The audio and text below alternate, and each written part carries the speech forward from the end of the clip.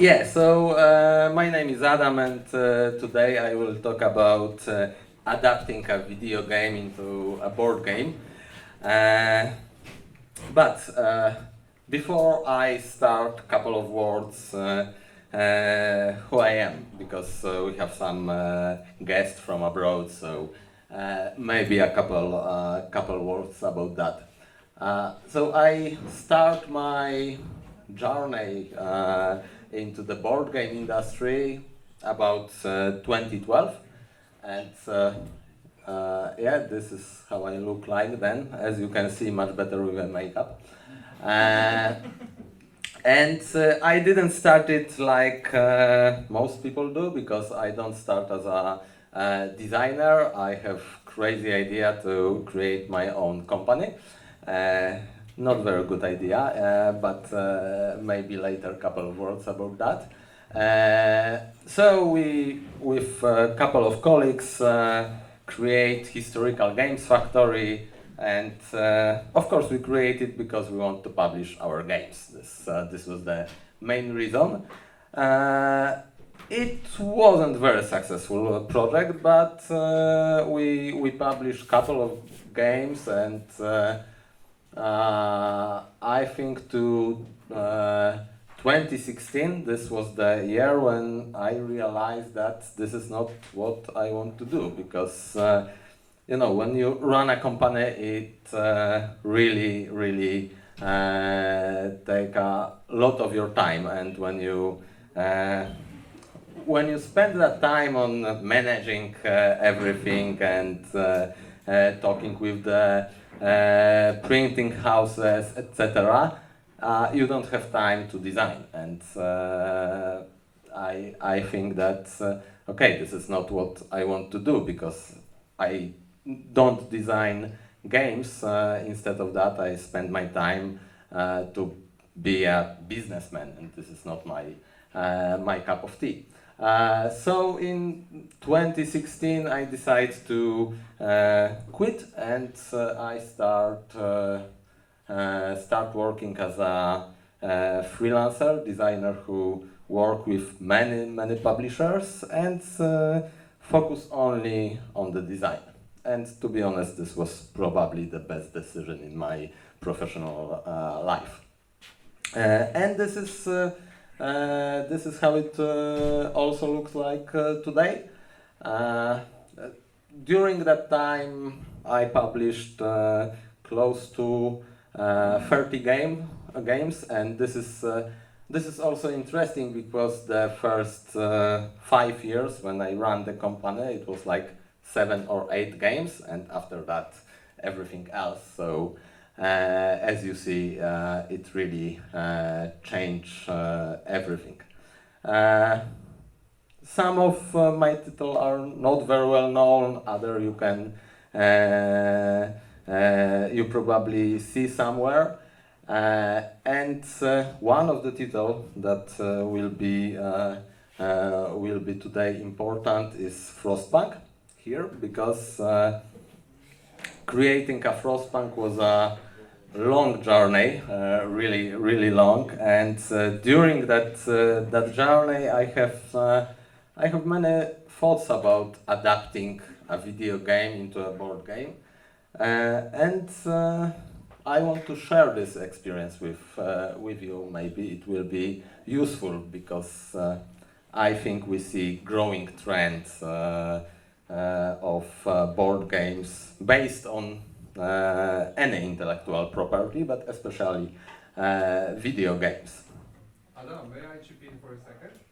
Yeah. Because there is something I think people should know, because one of your games is not only based on the computer games franchise, but it started from the board game and it becoming a computer franchise. So this is also a designer success as well. So I think this is worth to know, because Nemesis is growing in the different directions. Yeah, that's true. Nemesis have not only video implementation of the game, but there is Nemesis Distress, the video game, real-time video game FPS with whole the team. So yeah, this is another way of doing that, and of course I'm very interested how it will work, and Awaken Realms put a lot of efforts in it. But what is interesting, there are some voices that we should make a Frostpunk video game. So yeah, maybe someday.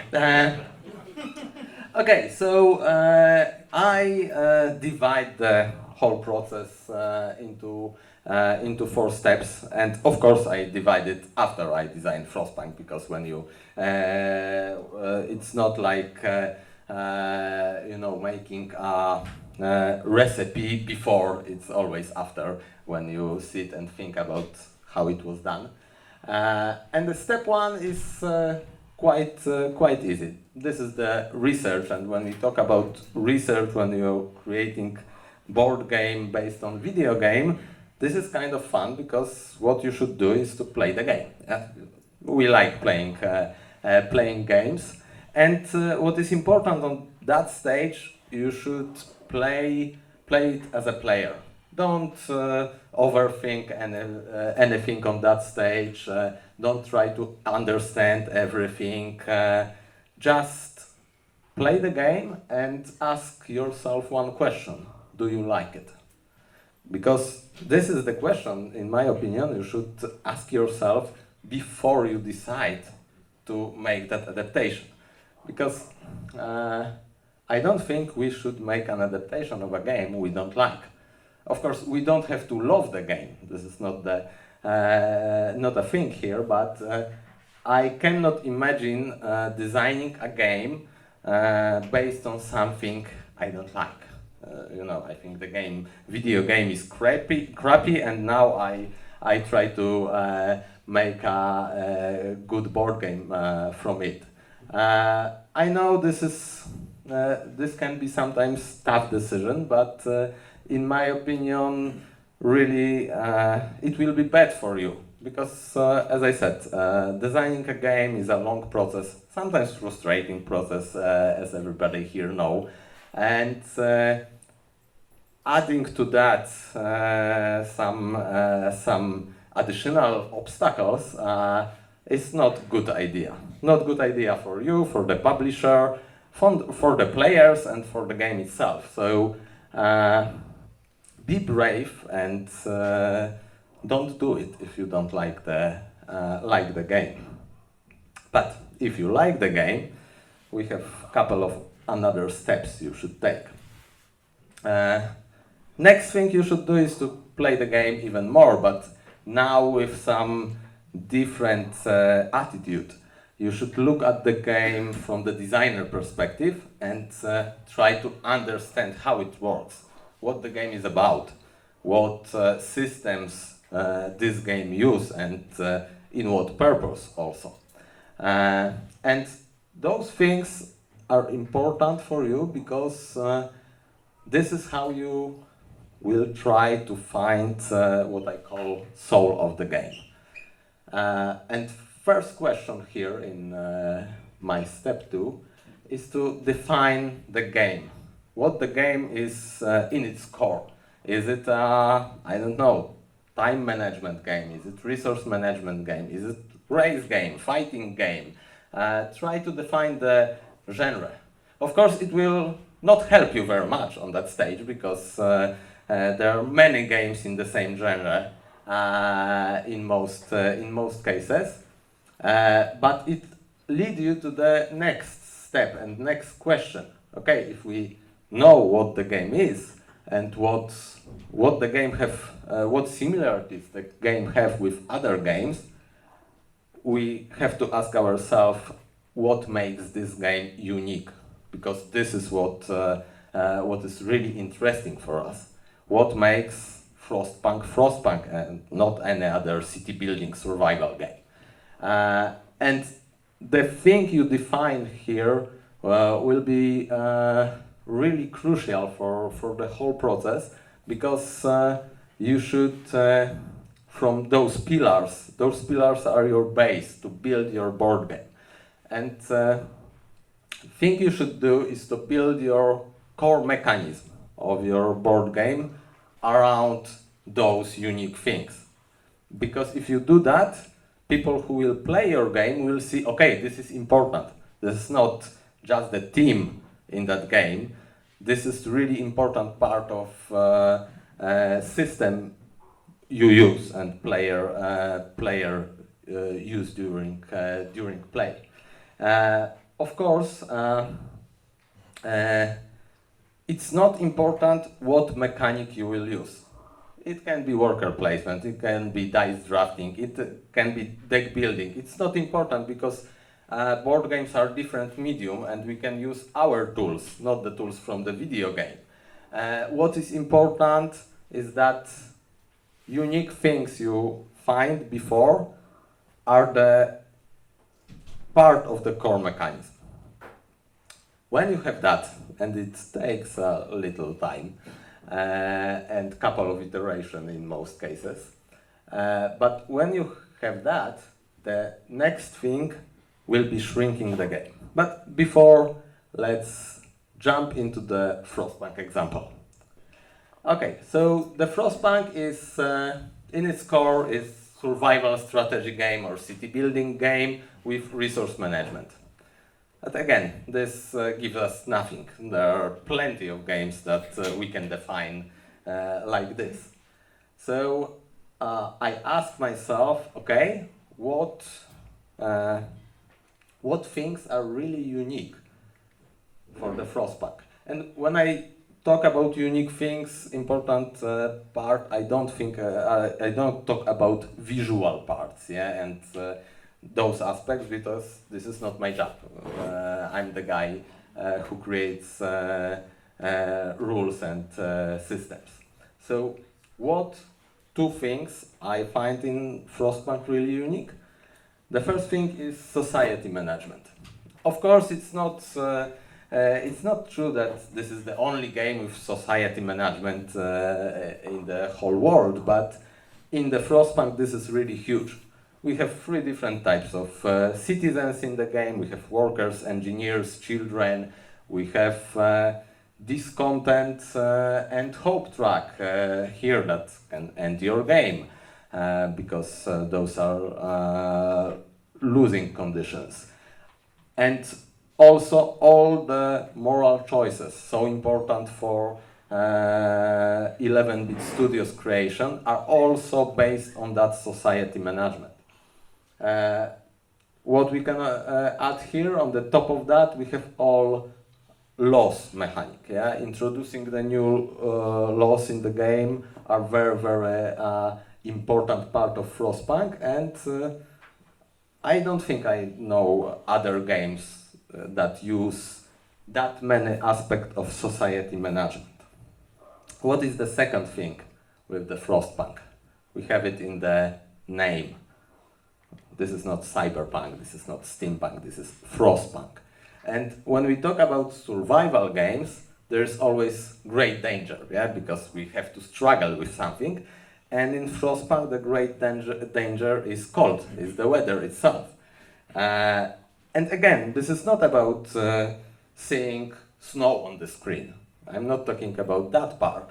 I'm talking about cold mechanic that is connected with every part of the Frostpunk video game.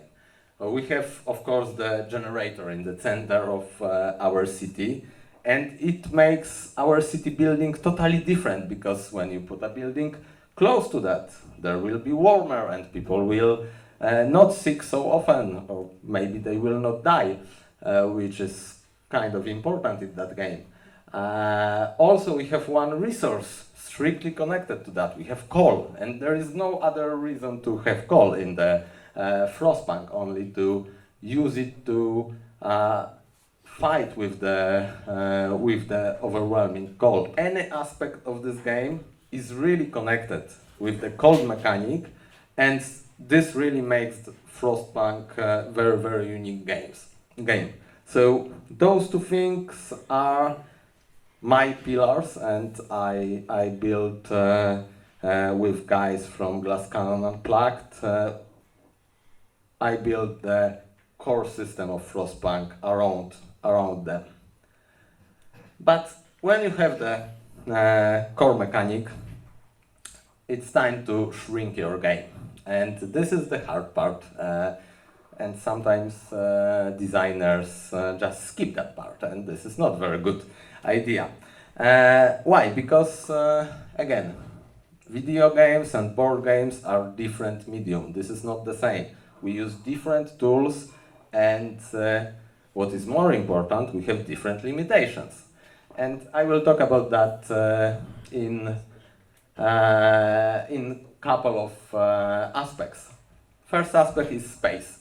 You know, we have a table, and it will be good if your game can fit on any table, because otherwise you will have to add another add-on to your Kickstarter, the big table for the game, and I'm not sure we are ready for this.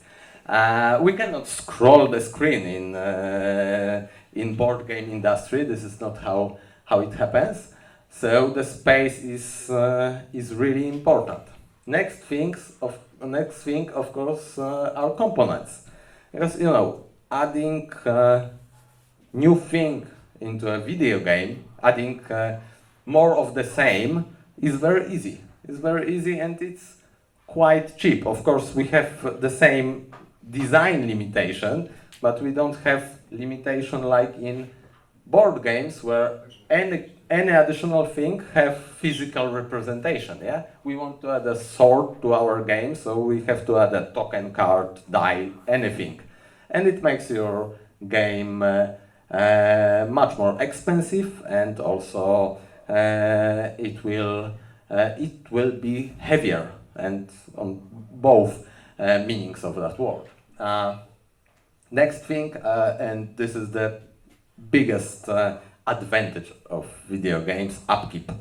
Of course, in the video game, computer will count everything and will do this instead of player. In board games, we have to do it ourselves. So, you know, taking, for example, 50 stones, it's much longer in the board game, and this is not upkeep is not really playing. People don't want to do that. There is no decision of taking the 50 stones. You can decide when you put them on the table, but it's not interesting one. So this is very important, and because of that, yes, you should shrink your game in many aspects. And the last thing, not so obvious, but rules complexity. When you play a video game, you can sit and play, and the game will work somehow, but it will not stop because you don't know the rules, because rules are in there. They are not visible for you, and this is also important part of it. In the board game, to play a game, somebody have to know the rules, because without that, the game will never start. But he also have to understand the rules, because if he play wrong, probably the game will break. This is quite often. And also, what is important, players have to remember the rules, because if they don't, they will spend their time searching in the rule book what I have to do now, what's the next step. So those things are very important limits when you create a board game adaptation. And in short words, we can say that video games are much wider than board games. Not always much deeper, to be honest, especially nowadays, but they have more space in that terms. In board games, the only game we can play is deep. This is the only way to go. Okay, and knowing that, the next step is to cut everything out that is not necessary for your game. Even if it was the part of the original game, you don't have to put everything You cannot do that, or you can try, but I think everybody here someday play game when somebody try to put everything in that game, and it's not good idea. What is important, remember, you create your core around those unique aspects. So the game is already there. People will know that, okay, this is the Frostpunk, this is any other game. You don't need to put everything, especially nowadays where, for example, in each video game we have crafting. This is not interesting. If something is in every game, it will not help your game be unique. So don't put anything into your game. Cut out what is not necessary. Another point, also very similar, and this is important when we create a board game based on, for example, strategy games. So games that are quite similar in video and board game industry because they use quite the same mechanism.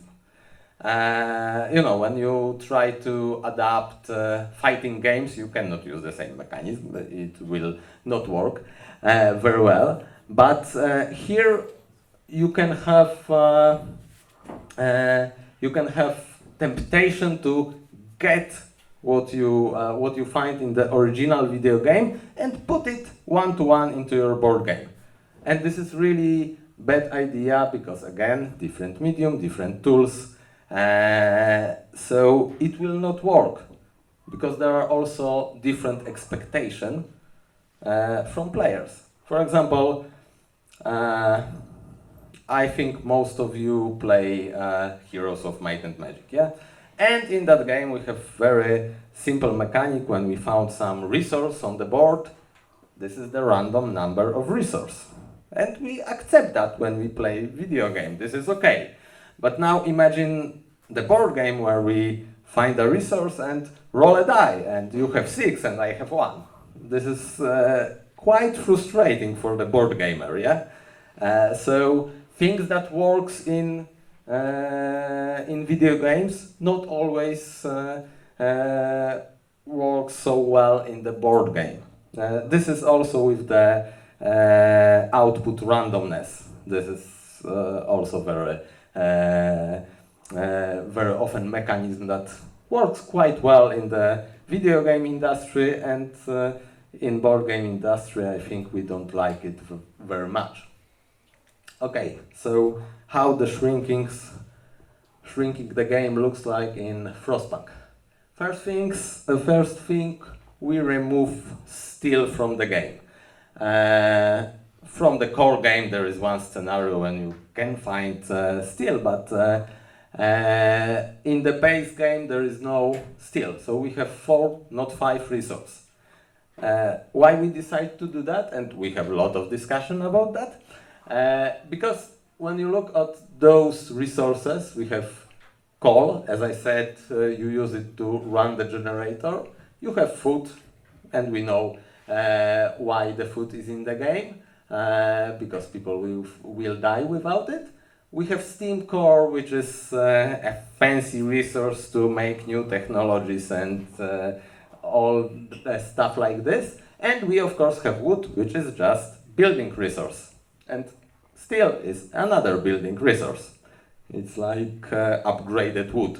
And of course it adds a little deepness into the game, because we have another resource, we have another variable there to use, but this is not. We think this wasn't worth it because we have to add so many things. When we want to add the steel, we have to add buildings to extract the steel from the board. We have to put additional cost to each building, etc., etc. It wasn't worth it. So there is no steel in the Frostpunk, the board game. The second thing, and one of Very good idea, and it came from Rafał, the main developer of the Frostpunk. Was the exploration problem. When you play Frostpunk on the computer, there is a big map around your city with the places you can send your scouts, etc., etc. And I don't know if anybody here see Frostpunk the board game, but this is huge, and it's already very, very hard to fit on the table. There was no way we can put a map around our city. So Rafał came with an idea of cards, and this was really really nice, because when you think about distance, and thanks for the science, because distance is the same as a time. You can change it. It's not important how far something is. It's important how long your scouts will travel there. And yeah, this helps us very, very much and make the game much smaller. And of course, the last thing, and this should be done in everyone adaptation, change the numbers to smaller one. We don't have in Frostpunk the board game 600 of people in our city, because this changed nothing. 50 people is exactly the same, because it's about society management, so you need a crowd. It's not important what the exact number is. Of course, we have less buildings of the same type, because we don't need, I don't know, 20 houses. It's not interesting to build the same again and again. 4 or 5 houses works exactly the same. Of course, resource. We don't want to pay, as I said before, 50 wood for a building. We can pay 4 or 5, and this is again much better for a board game. So yeah, all the numbers should be smaller. Okay, step 4. So now it's time to add something, because as you see, before that we just cut out everything, shrink everything, make it smaller, but it's not what board games can offer. We have different tools and we can add things into that game, even if something wasn't in the original one. If you think that adding something to the game will make it better as a board game, you should do this, because again, it's very important to make a good board game, not only a good adaptation. I don't believe the bad board game can be good adaptation, because it's not worth it. So yes, if you see, for example, that I don't know, players have no interesting choices in some place, add something, change something. You can do this, and you should. What is also important, it's not only about limitations, because you can think that, okay, so board games are worse than video games because there are limits, etc., etc. Not true. We have different tools. We have people sitting around one table and seeing each other. We have also something that we quite often forget. I think we have physical components, and this change really, really much. So yes, you should use tools that are specific for a board game. Of course, when you add new things to the board game that is based on video game, you should be humble, because you have to remember that you are working on others people's works. Yeah, this is the base. So if you have opportunity, it is great to talk with the original creators. Hey, what do you think about that? Do you think it fits to that game? Do you think it's good? Of course, if you define the soul of the game before that, you should be quite good. You have good intuition to what will fit the game and what will not. But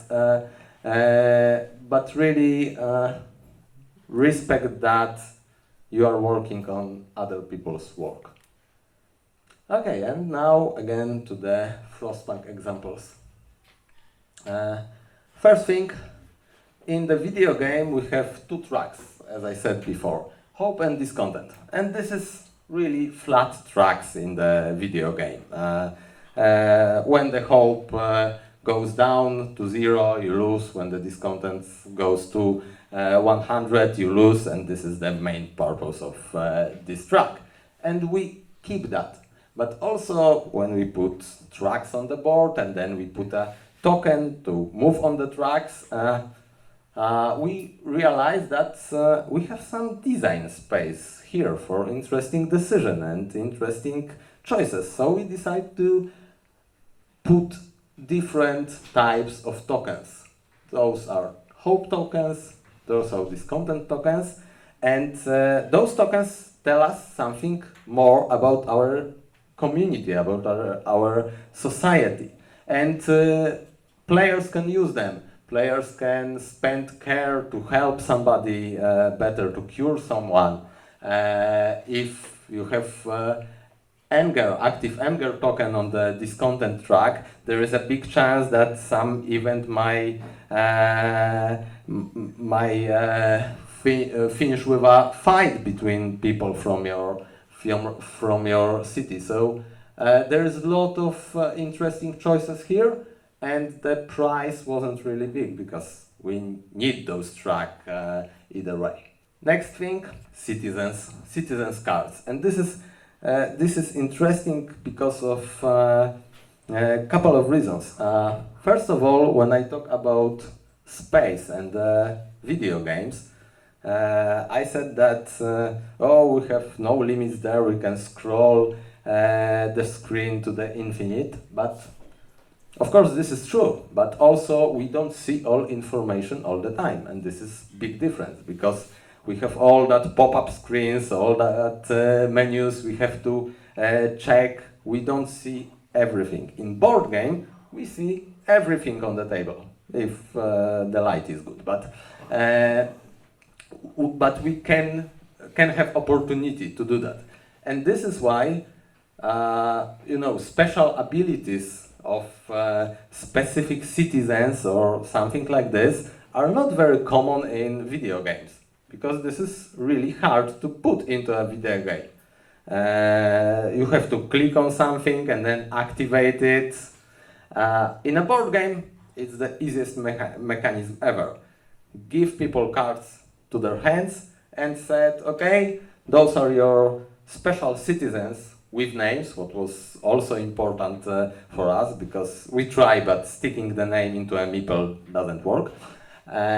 So you can spend that during your turn to perform some action, and those cards are one use only. So they are not very crucial for the game, but add another layer. And what is also important, when somebody dies, we can always discard one of those citizens to protect ourselves from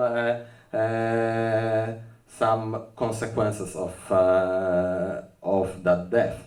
And this makes very interesting choices, not only on the moral side, because when you have a child and you said, okay, this was you, it's not very